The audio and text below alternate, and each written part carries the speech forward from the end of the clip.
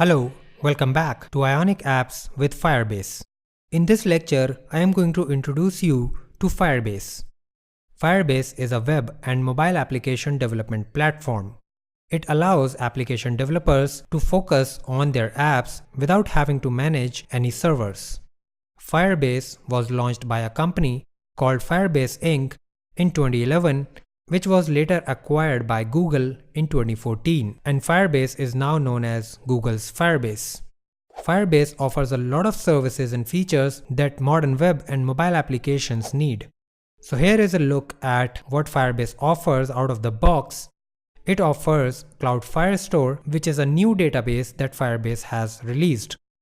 It offers Cloud Functions, which lets you run your code on Google servers. It also provides you authentication features so that you don't have to worry about your users signing in and signing up. It offers hosting as well so that you can deploy your web applications for free.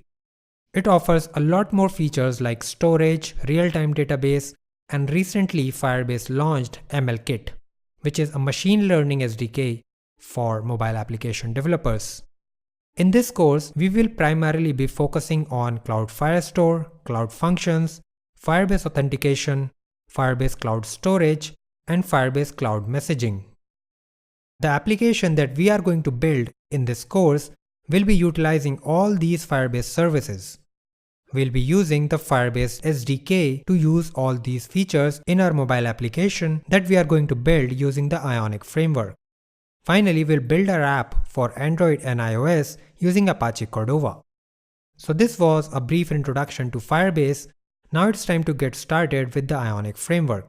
So in the next module, we are going to get started with Ionic framework and we'll set up our very first Ionic application.